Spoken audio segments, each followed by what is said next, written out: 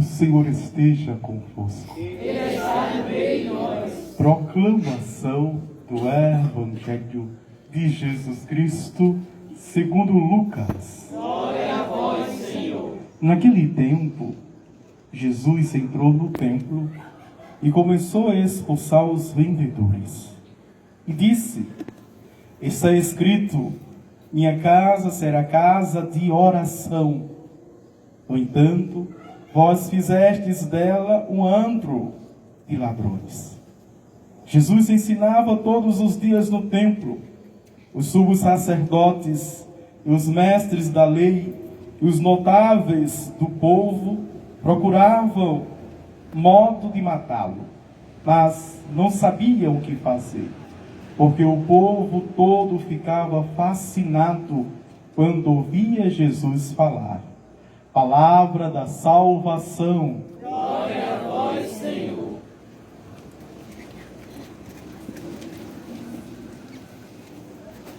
Quero mergulhar nas profundezas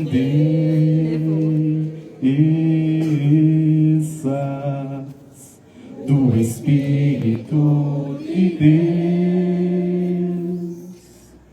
e descobrir suas riquezas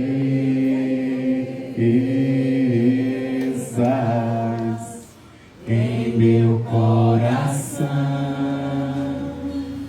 e descobrir suas riquezas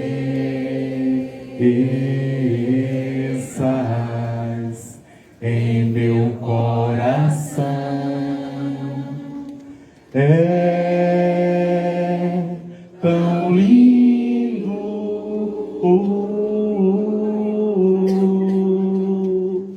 tão simples, brisa leve, tão suave, doce Espírito Santo de Deus. Tão suave, brisa leve, doce Espírito Santo de Deus. Assim como uma coça suspira pelas águas, assim suspira minha alma, Espírito de Deus. Oh, enche-me, Espírito, oh, enche-me, Espírito, oh, enche-me, Espírito de Deus. Oh, enche-me, Espírito, oh, enche-me, Espírito, oh, enche-me, Espírito de Deus.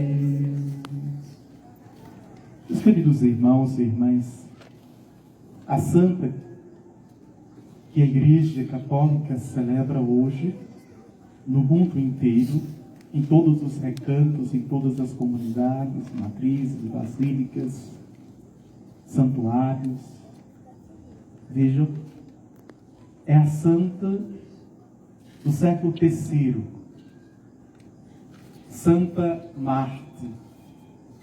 E é interessante que alguns hagiógrafos, ou seja, contador de história dos santos, ou historiador dos santos, ficam discutindo se ela já era batizada, foi batizada, e depois do batismo fez a consagração particular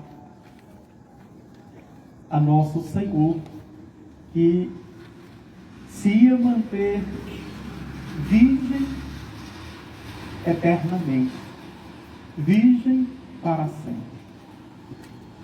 Ou foi ainda pagã que ela fez, se foi ainda pagã antes do batismo, portanto, que ela fez essa consagração pessoal e particular.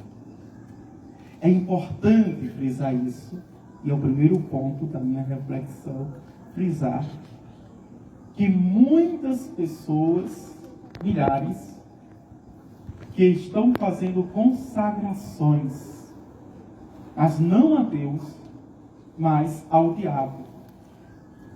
Mães que consagram sem saber os seus filhos ainda no ventre ao diabo, ao demônio, sem saber. Adolescentes que se consagram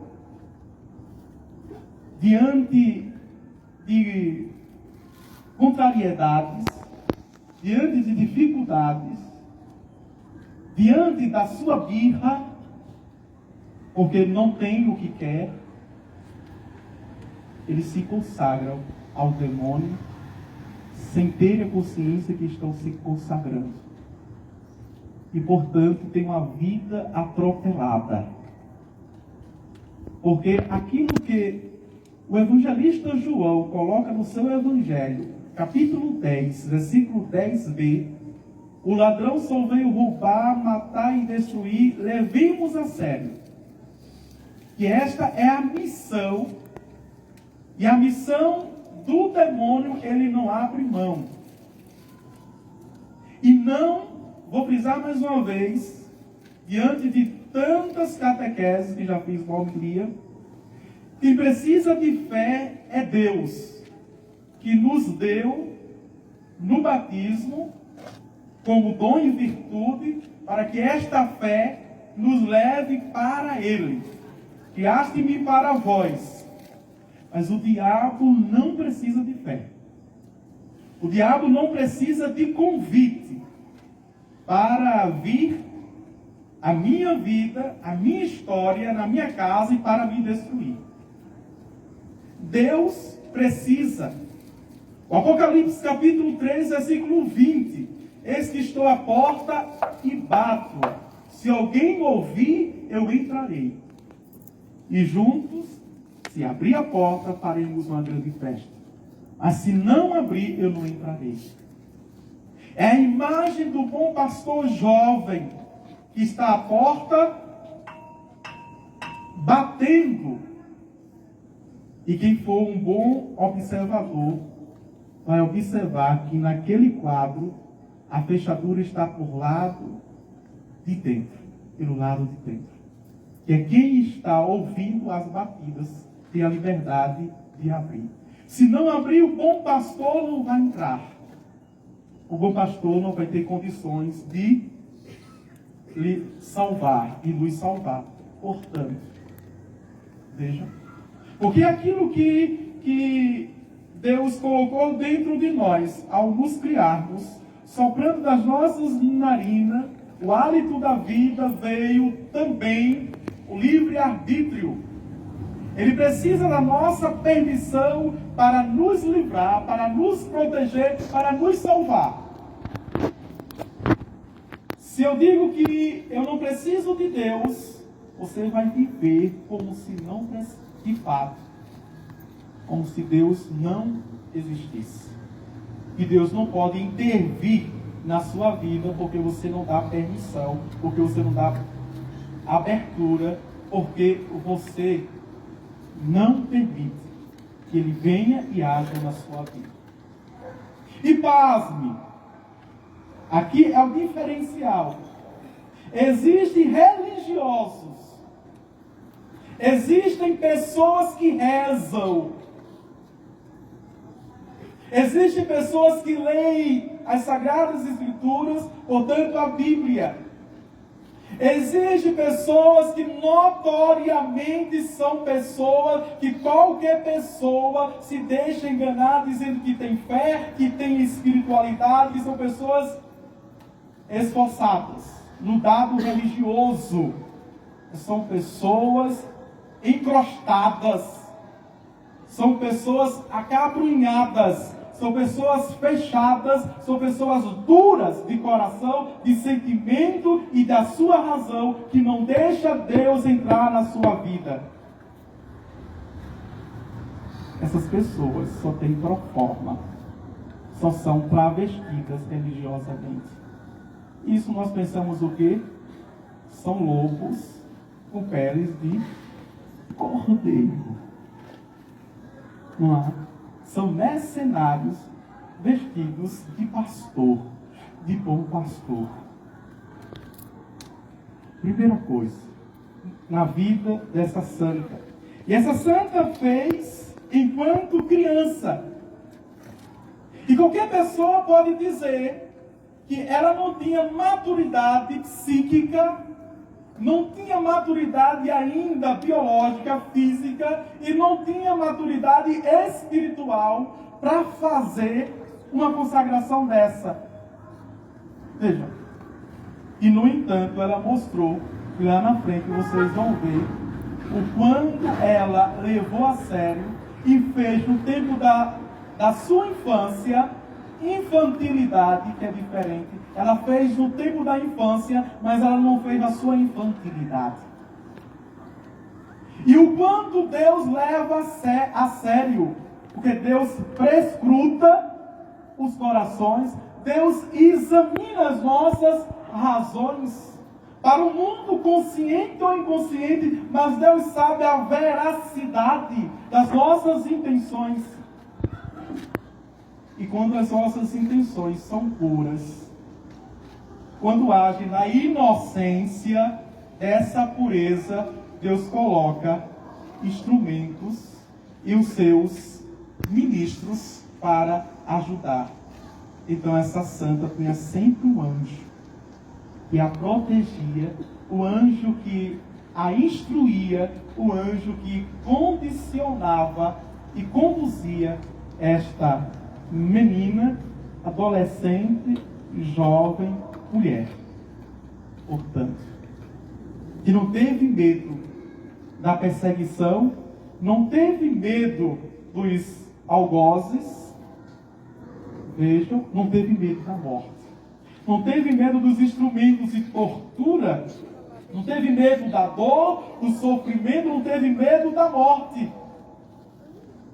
E é interessante como desde antes, muito antes de Cristo, e até ao final da Idade Média, isso acabou com o Iluminismo, a Renascença, depois a Revolução Francesa, para os historiadores de plantão, né? Acabou que veio a modernidade. A Idade Média levou 1000 anos. E os pais que escolhiam os pretendentes para os seus filhos, sobretudo para a filha, a mulher. E ela mesmo fazendo no seu íntimo, no seu particular, essa consagração de ser sempre, perpetuamente virgem, ela foi obediente aos pais. Vejam. Ela poderia começar o martírio dela ali. De dizer, não, eu sou consagrada, eu não vou me casar. E poderia sofrer o martírio pelos próprios pais que faziam isso e tinham direito à tutela sobre os filhos, mas ela foi obediente. Por quê? Porque isso está na lei de Deus. Honrar pai e mãe. 4º mandamento. Ela foi obediente. Porém, nas núpcias, ela chamou o esposo Valério e disse a ele: eu sou consagrada. E a minha consagração foi para me manter perpetuamente virgem. E eu tenho um anjo do meu lado e minhas palavras, viu? E se o Senhor, o respeito, o Senhor se meter a besta de infringir, será morto pelo anjo que defende. Isso nos lembra o quê? Nos lembra o quê? Nos lembra, não é? Lá, o Antigo Testamento. E Tobias, quando foi para Sara tinha um anjo agora mau, e queria possuir o seu corpo, e por isso que matava os seus esposos.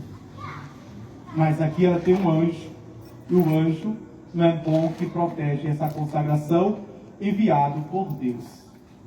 Mas Valério era pagão. E disse: eu só acredito se esse anjo aparecer para mim. Se não aparecer, eu não acredito. E ela disse: pois bem, mas você tem que ser batizado. O anjo só aparece se você for batizado. Vejam? Então, criança pagã não conversa com anjo. O amiguinho não é anjo. Pode ser outra coisa, viu? Pode ser outros amiguinhos. Mas anjo, a criança não vê sendo pagã. É bom que essas histórias nos revelam. Não é? Tem dados. É preciso estar alerta. E ele se batizou. Foi batizado, recebeu as catequeses do bispo Urbano, que era na época, recebeu as catequeses, foi batizado, e o anjo apareceu para ele. E ele aceitou. Aceitou ficar com ela para não denunciá-la.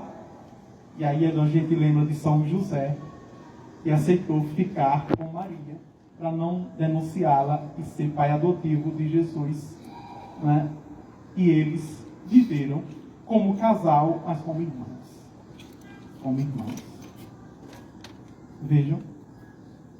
Ela sendo uma cristã autêntica, não perdia missa quando tinha, porque era raro ter missa na época, terceiro século, era muito raro, mas não perdia.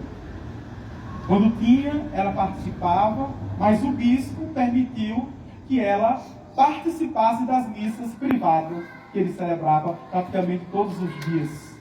Não tinha a obrigação de celebrar todos os dias, mas 3 vezes por semana, na época, mesmo o bispo permitia, na capela dele, privada, porque já tinha cheiro de santidade, permitia que ela participasse. E ela participava das missas.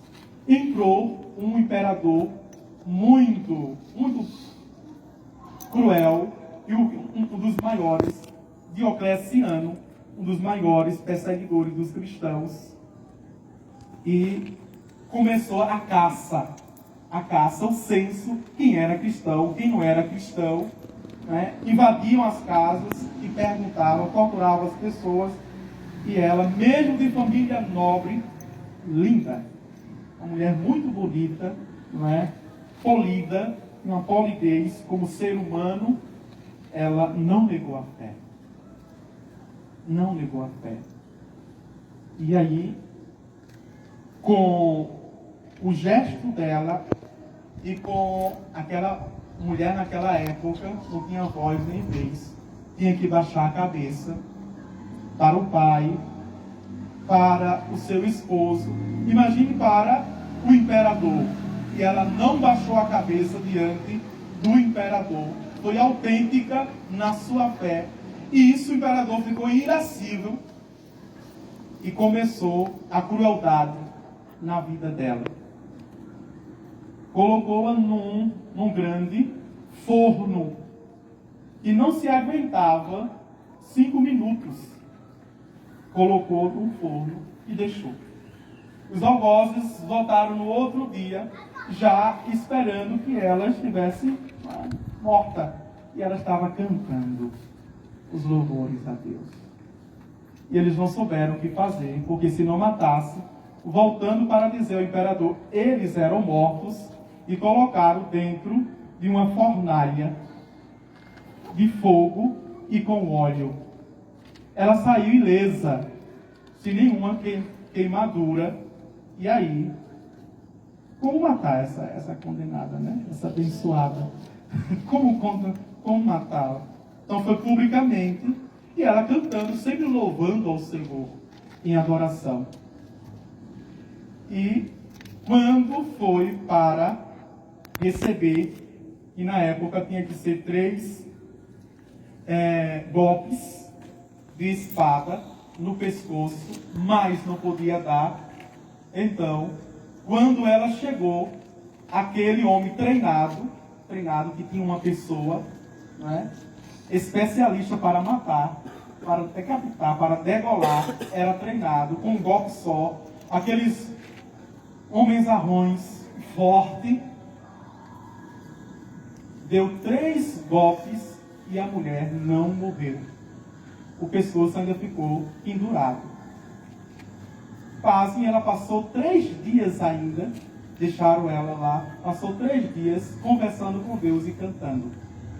E por isso ela é padroeira dos musicistas e da música sacra.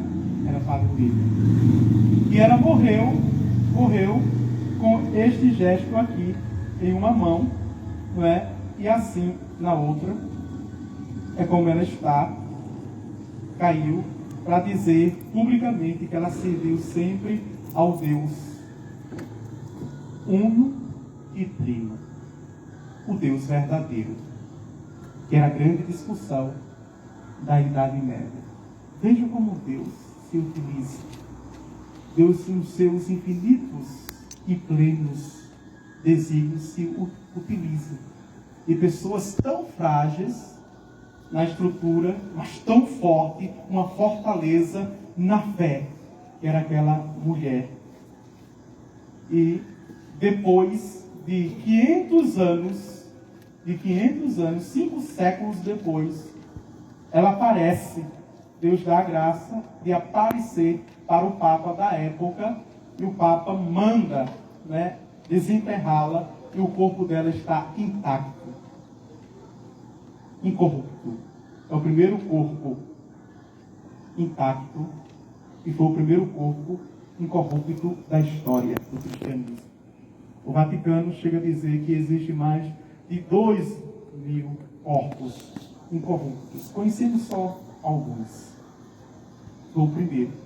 Sepultaram a mulher de novo, não é? E depois de 160 anos tiraram ela, o corpo incorrupto. Então decidiram, de fato, expor.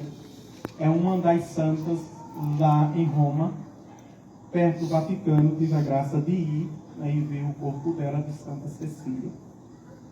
Em cima está uma imagem que fizeram dela, e embaixo tem o corpo dela incorrupto. No século passado colocaram uma camada fina de cera, que é o comum e o normal, mas ela está lá, belíssima, né?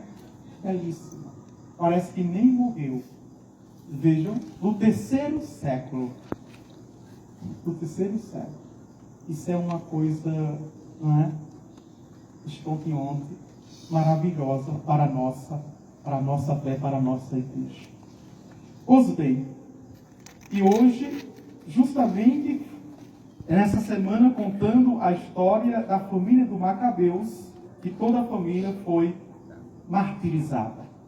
Toda a família, pela fé a Jesus, a Deus, foi morta.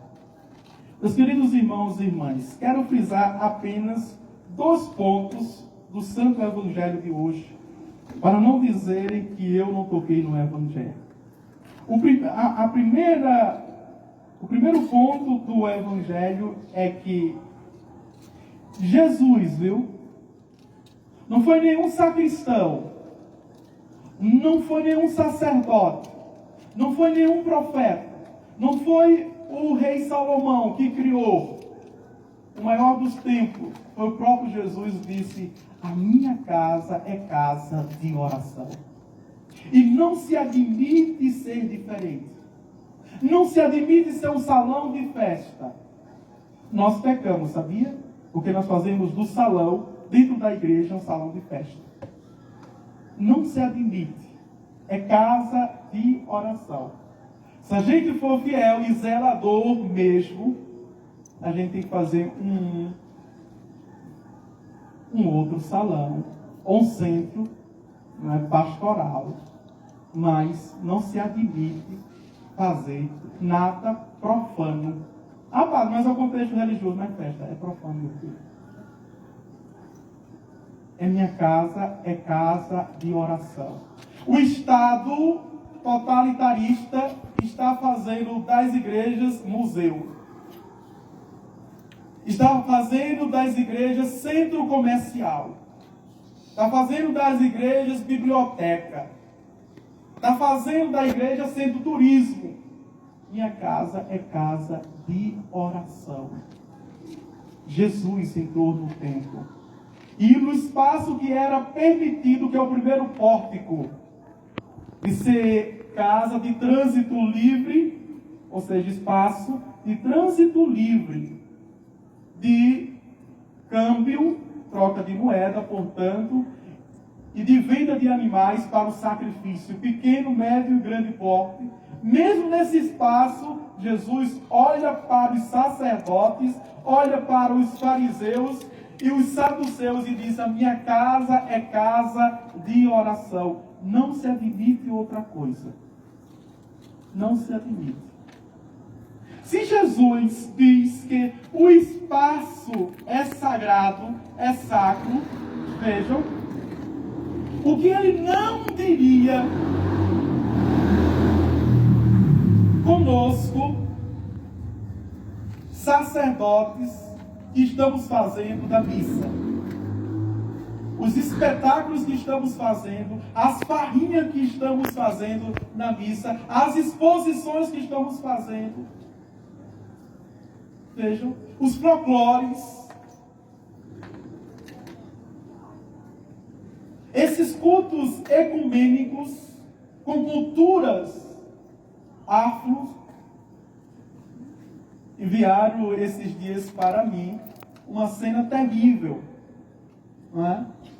Que uma mãe de santa, uma negona baiana, não sei se era baiana, mas está vestida aqui, não é? Dentro da missa, o padre com roupas exóticas, com a túnica exótica, com estola, e o pastor ao lado, ajoelhados, e a mãe de santo impondo as mãos e fazendo oração. Imagina, dentro da Santa Missa. Se Jesus entrou naquele templo, raciocine comigo, fez um chicote e deu lapada, o que Jesus faria hoje? Não é? Era pouco o que aconteceu em Sodoma e Gomorra, minha gente. Era pouco o que João e Tiago pediram para fazer chover fogo do céu. É pouco. E alguém vai pagar, esses vão pagar. Eu não rezo a Deus, que Deus não manda ninguém para o inferno, mas é a própria pessoa que vai. Uma profanação. E por isso que eu tomei a decisão, desde o mês passado, que dentro da Santa Missa, pós-comunhão, sempre fazer oração de reparação, que o anjo da paz ensinou aquelas crianças, lá em Fátima, antes da aparição de Nossa Senhora. Esses absurdos que estão acontecendo. Mas vamos descer um pouquinho a reflexão. Não vamos apenas condenar esses sacerdotes, condenar esses bispos, esses pastores. Mas muitas vezes quando nós, ao menos cochilamos na Santa Missa, estamos dizendo que o nosso cansaço, é maior. Vejam, quando nós conversamos na nossa missa, quando nós permitimos pensamentos que intervenham, que nos tire a concentração do santo sacrifício. E aí é interessante que você diz, mas ninguém está vendo. Ou você pode justificar porque passou o dia todo trabalhando e o padre parece de pernas para cima. Não é? Pode justificar. Mas quem vê o seu íntimo é Deus. E é para Ele que nós rezamos, e é para Ele, e é com Ele que nós prestamos conta. Não é com o padre, não é com o bispo, não é com o seu vizinho, ou com a esposa que dá uma cotovelada. Acorda, bata vendo. Vejam, não, é com Deus. É com Deus. Então, para Deus, a gente tem que dar o melhor para Deus. O melhor para Deus. Não o pior para Deus. E tem pessoas que estufam o peito, parecendo o galinho de Campina, e diz a Deus assim, eu estou moído, mas eu estou aqui, o bagaço. Quer dizer, deu suas forças todinha durante o dia para a sua previdência, para a sua, veja, felicidade, e para Deus dar o bagaço. Não. Para Deus a gente tem que dar o melhor. Para Deus. Porque Ele sempre nos dá o melhor. O segundo ponto não é distante dessa frase, mas é a segunda frase deste versículo. No entanto, vós fizestes dela, vejam, um antro de ladrões. E aqui é muito mais, vejam, repugnante, muito mais sacrílego, muito mais profano. Porque se existem pastores que não defendem as ovelhas, mas usam delas como produto e meio de ganhar dinheiro. Se existem padres com caixa 2, descontrolado, desequilibrado, que não sabe administrar nada, nem o que é o próprio dele, e usa o dinheiro público, porque dinheiro que oferta, dinheiro que dízimo é dinheiro público. E o pastor, estou falando de pastor de igreja protestante não, viu? Pastor, que eu sou pastor. E o pastor tem que administrar esses recursos. E eles têm que ser visíveis para o povo. Onde está sendo investido? Se é em estrutura e infraestrutura, se é em caridade para o povo, se é para manter o culto. Isso tem que ser visível. E não venha com conversa de prestação de conta no mural, porque papel não fala. Eu boto ali o que eu quiser. Tem que ser visível para todo mundo. Porque caiu num padrão. Tem que ser visível para botar no papel. O papel não fala, meu filho. Você bota o número que você quiser. Isso não vai dizer que você está roubando ou não. Mas você tem que mostrar o que você está fazendo visivelmente. E não criar tantas campanhas, não criar tantos momentos cada vez mais tirando o dinheiro do povo. Quais foram as campanhas que eu fiz aqui, quando cheguei? Pelo contrário, eu tirei aqui de 15. Campanha dos 15. Né? Talvez os outros padres ganharam, porque eu não tenho sorte para ganhar dele, não, porque quando eu cheguei, não chegava a 300 reais essa campanha, e o povo dizia, padre, era 3 mil reais. Sou azarado mesmo. Aí tirei. Se investe no dízimo, porque é uma consciência não apenas moral, mas é um relacionamento com Deus. O dízimo. Padre, eu quero dar uma oferta. Padre, eu comecei e eu tenho, viu, a obrigação dentro da minha consciência. Porque vem muito, diz, padre, eu comecei a trabalhar, eu quero dar a minha oferta todo mês. Não. Dê o seu dízimo. Mas por que, padre? Porque é uma prestação de conta sua com Deus, isso. Não é apenas com o padre. Porque o padre é bonzinho, porque o padre trabalha. Não. Eu não faço nada mais do que a minha obrigação. Nem elogiar não deveria ser. Não faço nada demais. É com Deus. Tem que criar a mentalidade do povo. Vejam.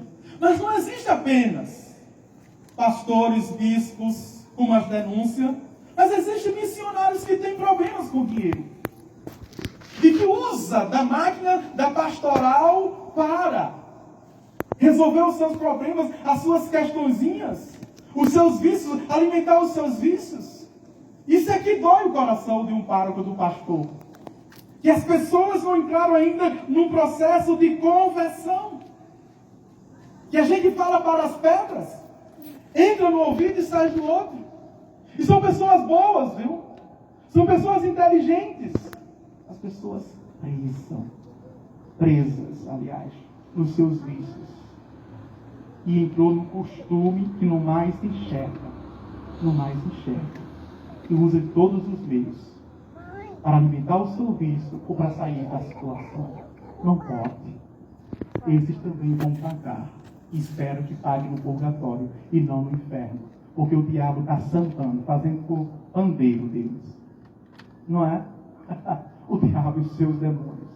açampando, fazendo pandeiro. É um modo dessas danças, descendo até o chão e arrastando a cauda, não o rabo, mas a cauda, arrastando no pandeiro.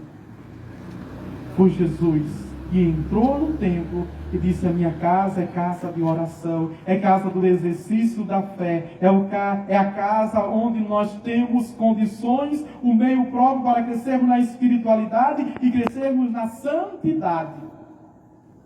E ouvir a palavra de Deus. E lá nós somos irmãos pela fé. Mas me desculpe dizer,